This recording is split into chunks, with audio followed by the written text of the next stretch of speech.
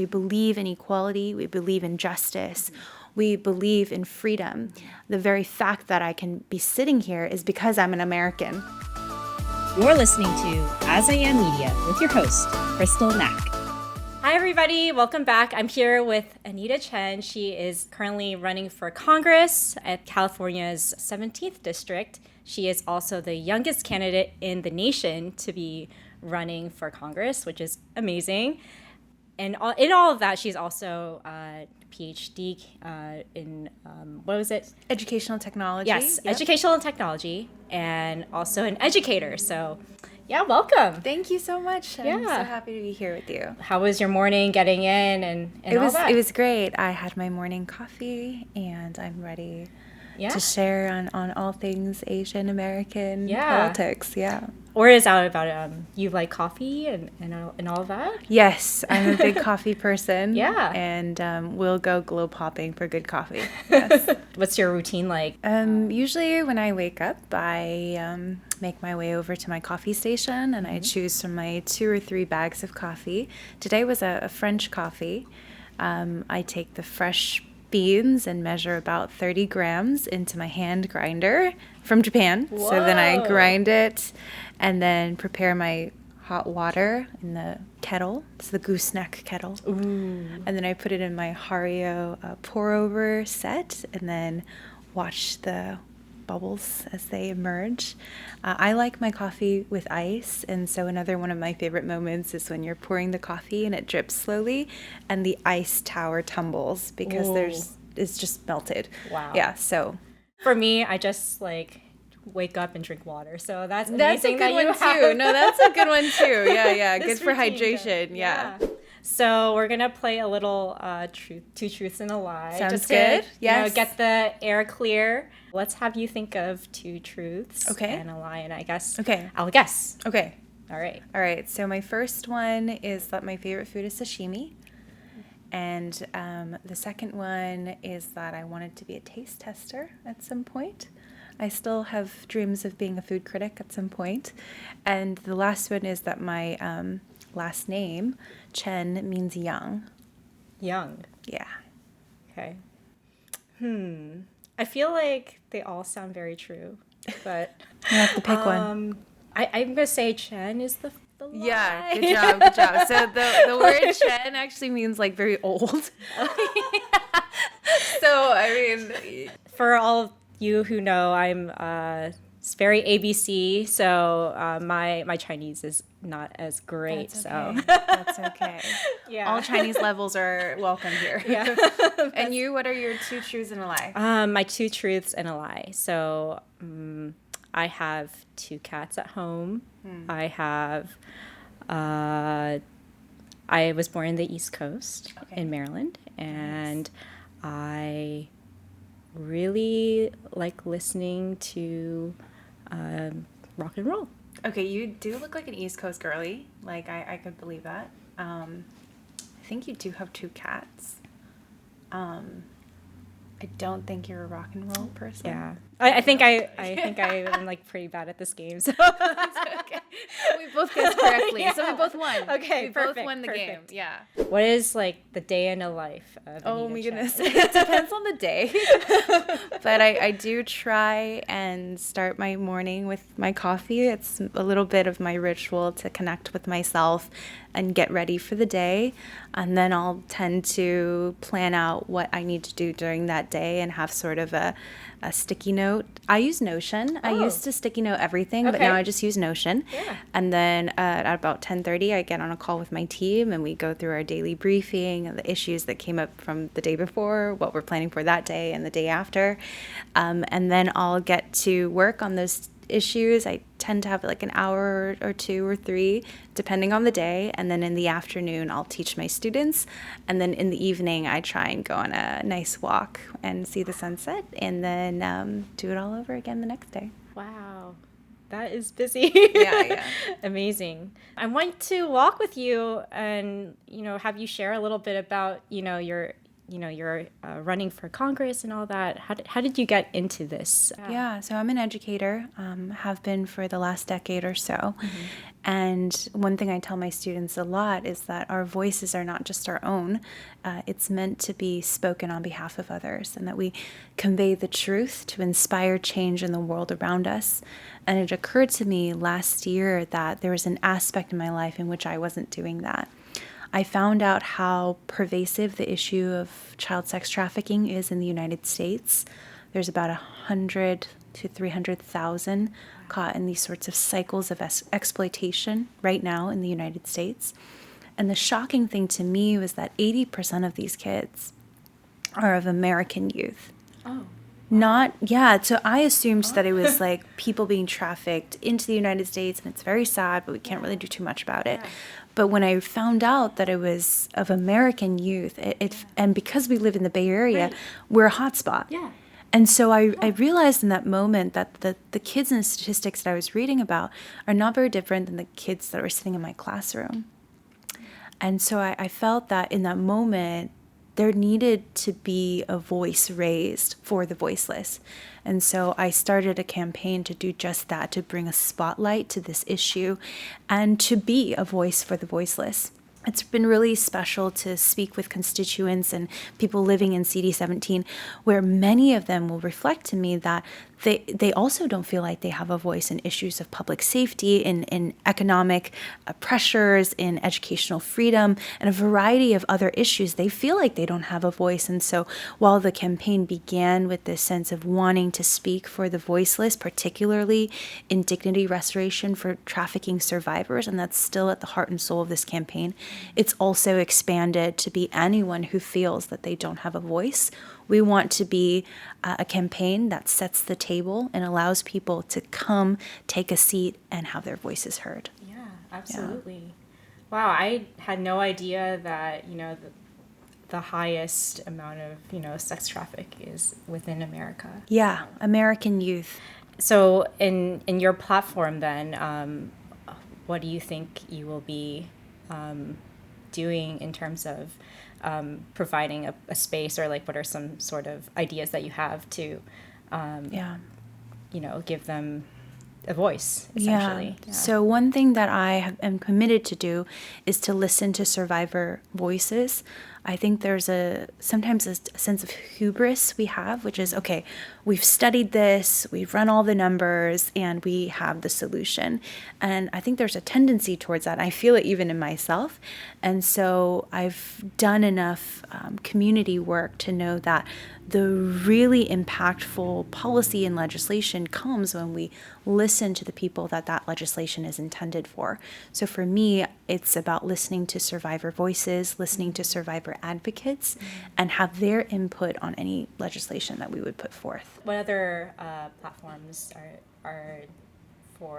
are you advocating for as well? Yeah, so the two other planks besides dignity restoration for trafficking survivors is public safety. I think that's on everyone's minds. Everybody needs to be safe. Yeah. I think that just having that sense of safety in your home, in your workplaces, your school, your areas of living, right? Your everyday life, that is so crucial to being a thriving society. So that's a big plank as well. And then the third one is educational freedom. I hear often from students or parents who feel restricted sometimes in the things that they can study or have to study. And so allowing parents and students to feel empowered to take control of their education in a respectful manner, but also be able to determine what they study, when they study, and how they study. Awesome. That's Thank really you. cool. I want to walk back on your life growing up. Sure. Can you share a little bit about your background and, your upbringing a little bit? Yeah. So I would love to clear the air on this. Ballotpedia says I was born in San Jose, California, and I grew up in San Jose in California. So I've watched this valley change. I remember going to the strawberry fields and the pumpkin patches, and now there are buildings. So I spent 25 years of my life here, but I was born in Albuquerque, New Mexico. Oh, okay. Yeah. Wow. So my parents are immigrants from Taiwan. They came to the United States for higher education. Both got their degrees in the East Coast, and then we moved to Albuquerque, New Mexico for my dad's job. I was born there, and then we relocated to California. So I grew up here, very much ABC as well. I saw boba. Oh my gosh. I saw boba go from like $2 a cup to like, oh my it's goodness. Like, it's insane now. It's insane now. Like the moment it passed Starbucks, I was like, this is a different. It's a whole meal. No, it's a whole meal. At those in this economy, it's a whole meal. But yeah, so I grew up in the Bay Area and have watched this valley change and shift and grow. And it's really special to see now more Asian American representation into these different areas of society where we can make our voices heard and known, and we have the tools and resources to do that. Yeah. Based on what my notes, I heard that there was like, 15 million Asian Americans who are going to be eligible to vote. Yes. So yeah. Isn't that like Yeah, so Asian Americans wild? are a huge voting bloc now. And it's really interesting also to observe the way that we take our cultural values and our American upbringing into the voting. How do you balance, your Asian American heritage as well, and like how does that come into play with running? So my favorite way to think about this is so English teacher of me, is when I think about Asian American, I have American as the noun and Asian as the adjective. So you can be both. At your core, you're an American. You have these values and principles that come with being an American: freedom, equality, liberty. But then you also have this adjective of Asian, where you get to bring the best parts of that culture also, of respect for the family, honor, the sense of community. And those get to inform the types of positions and perspectives that we take. I think no matter what culture you're a part of, there's this sense of beauty and brokenness. That's just the gifts that come together from every culture. And it's for us to decide what are the parts of brokenness that we're going to leave behind, and what are the parts of beauty that we're going to preserve for ourselves and for the next generation. And it just so happens that as Asian Americans, we get to do it for two different cultures. Yeah, it's kind of like your shirt, right? Like, yes, it's like yes. This is one of my favorite examples of the American and the Asian American. Another example that I love was I was in LA and I went to this car shop that also doubles as a cafe, and I ordered a lychee latte. And as I was sipping it, I just thought, like, man, I'm so glad Asian Americans exist, because this creation would not have existed without that type of ingenuity. And I think there is something really special about bringing together those two worlds that help us to create those types of value and joy and direction for people. I feel like back then, I guess like maybe 20 years ago, it was like really, or when growing up, it was like really difficult to like express like being Asian American and like embrace and like and even feel empowered to be like embracing like your Chinese heritage. So to see even like the boba, like going from something that's like very novel to like this big thing is and like mainstream is really crazy. It's really special. And I'm reminded though that at our core, we are Americans. We believe in equality, we believe in justice, we believe in freedom. The very fact that I can be sitting here is because I'm an American, right? I have no maybe familial, right? My family's not in politics. Nobody around me has this type of path. But because I'm an American, I get to sit here and have this type of opportunity. That is core to who I am. But I also get to embrace these parts of my Asian American heritage that allow me to connect with people in new and special ways. So I think there's definitely like a difficult sometimes walk, a different balance. But when we do it thoughtfully and intentionally, there's some special outcomes that we specifically as Asian Americans get to unlock. Yeah. How does it feel to kind of hold that identity as well as being kind of the youngest person to be running for Congress? Yeah, I think the youngest title is special. I think it represents a new generation of fresh ideas to Congress. And let's be honest, I think Congress needs some fresh ideas. And so I think it's special to be all of these things. But at my core, you're speaking to someone who cares for the rights of the vulnerable as the foundation for justice, equality, and positive outcomes for everyone in society. I think we look there first as our foundation to raise a voice for them, because that's what gives us the credibility to speak for others as well. Can you share a little bit about, like how did you become a Christian, and since we are an Asian American Christian platform, and what influenced you to choose that faith? Yeah, I was raised in a Christian home, so it's a part of our lifestyle, but also have moments where I'm choosing to continue in my Christian walk.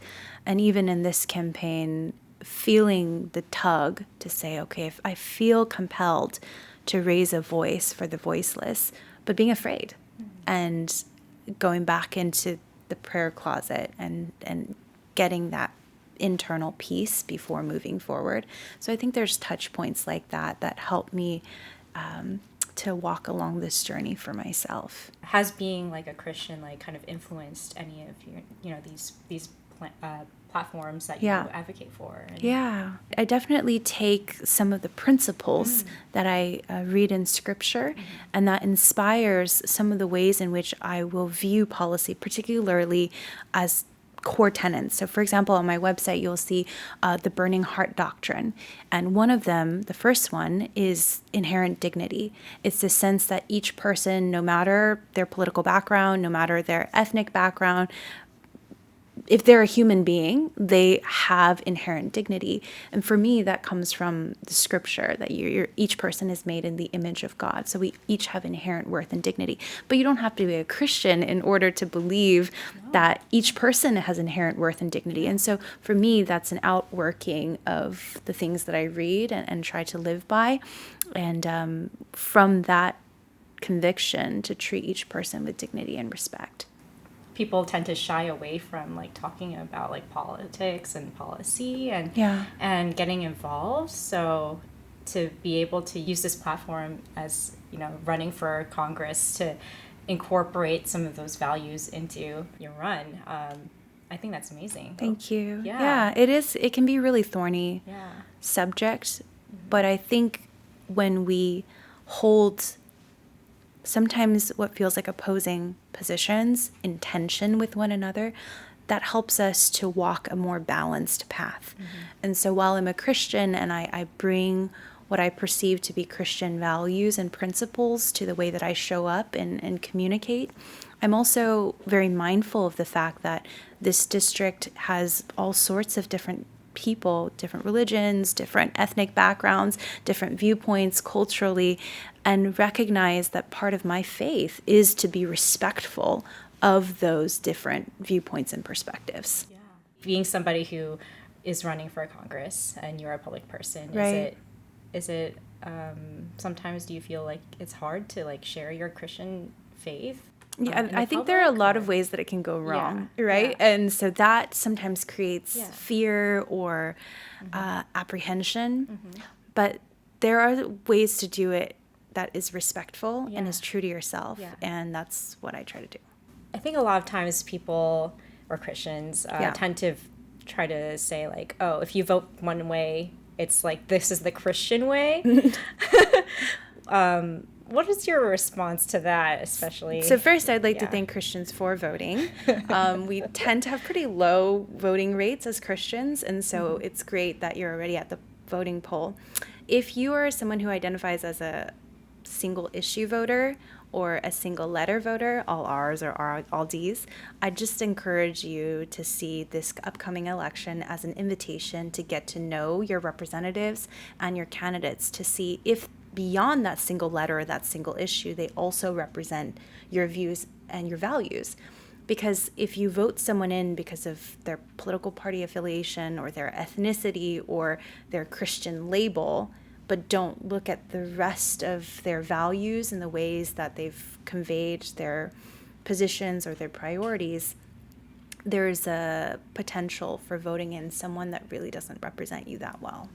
I hope that we can all think Yeah. that way more inclusively, and how can our vote like impact as the whole. You are an educator, right? Yeah. So how do you, I guess, inspire these young people to kind of think beyond what's in front of them, and see how do we engage with like, you know, politics and the bigger world, you know? Yeah, I think ultimately everyone has to grapple with their own path and how they see the world and engage with it. But I think I see my role more of asking questions.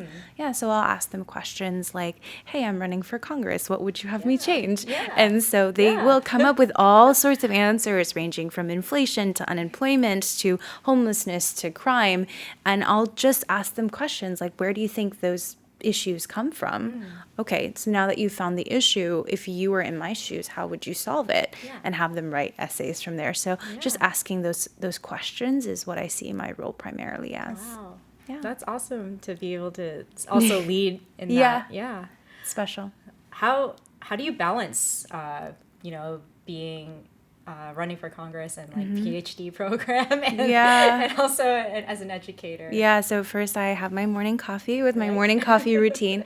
I think mental health is also really important, being able to check in with yourself and having people around you that can help catch you when you fall. So that's been a Who's big part. in your circle then? My therapist is a big one, and friends and family. Awesome. Not a lot of people talk about mental health Yeah. in the Asian American space. So Yeah. it's the fact that you're able to, you know, still, you know, check in with a therapist and like, that's I've really been really good. lucky. Yeah. How did you come to finding out you need a therapist to like ground you and all that? I think we all need a therapist. Yeah. Yeah, I think it's not really something to be ashamed about, and it's very normal in a broken world. And I think one of those pieces of brokenness which you mentioned is there's sometimes a lot of shame that comes with the Asian culture, and there's shame around mental health. And I grew up thinking like, oh, if you have depression or anxiety, like there's something must be wrong with you. But I think it's, again, like I said, I think in a broken world, it's really common to have and experience brokenness. And so a therapist is just someone who helps you to heal those wounds. And this morning I woke up with this sense that like healed people heal people. That as we claim our own healing and as we walk into healthier headspaces, we actually gain the capability to be able to do that for other people as well. And so maybe if it helps, like, don't think of therapy as being selfish or weird or something, but it's your journey of wholeness that will also help someone else along the way. What is your dream and your hope for, what do you see yourself in Congress, and like how do you hope to change? Yeah, I think Congress brings a spotlight to certain issues. So definitely would love to spotlight the issue of dignity restoration for trafficking survivors, because it's not just about the prosecution piece. There's also protection for the victims throughout the judicial process, and also prevention. So there's a whole suite of initiatives that can be taken to ensure that our most vulnerable are protected. So that's one huge thing that I'd love to champion. But importantly, we also need to consider issues like safety. Generally, a lot of people don't feel safe right now. And that's a huge problem, because when we don't feel safe, we have lower outcomes, whether educational or economic. When we don't feel safe, we don't trust our neighbors as much, and that sense of social continuity is broken. When we don't feel safe, we're not as creative. We're not as we don't flourish. And so as a society, I think we lose a lot when there's a sense of fear that's introduced. And so certainly at the congressional level, one area that we would need to address is border safety, and also national and global safety. So these are issues addressed at the congressional level.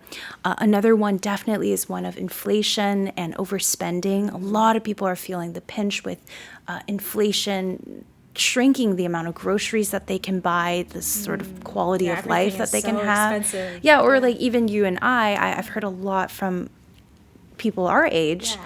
who are struggling to buy homes Yes. in the Bay Area. And that pushes back things like building a family, feeling stable enough to build a business. Yeah. And when we lose that sort of safety and direction, it can prevent us from living the sorts of thriving and flourishing lifestyles that we could have. So a lot of these issues that need to be addressed at the national level, I would love to see come about. I feel like a lot of young people aren't really excited or about voting, and like, what is something that we can encourage everybody to be more motivated to be engaged in this in policy and all Yeah, that. so Google US debt clock. On it, you'll see the US debt as it rises Yeah. millisecond by millisecond. And there's one where they're divided by taxpayer, which means like that's your portion of debt with the current spending Oh my and the goodness. current policies. And so it's a pretty scary number.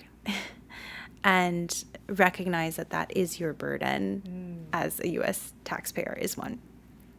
But the second, I think, is to say, like, a lot of young people might feel like their voices don't matter, and that even if they have one vote, it doesn't really matter. It doesn't really change the outcome of an election. But I think if we get this sense that if our voices come together, if we join together in a rallying cry, we do make a difference. As you mentioned, Asian Americans are a huge bloc. Gen Zs are a huge voting bloc, and they have the potential to swing elections. And so Rome wasn't built in a day. Our political momentum won't be built in a day, but if we walk towards that direction to believe that our voices matter, and truly it is being in America, in the United States, in this society that does value our voices, when we have that sense that together we matter and even individually we matter, we can walk towards a society in which young people's voices do matter. Yeah, absolutely. Young voices definitely matter. No, totally. Yeah. Yeah. Well, I think that's all the questions I have. Okay. Thank you so much for joining Yeah. and talking with me. Sure. Yeah. My and, pleasure. You can find all of her information and go on her website and check her out. Anita Chen.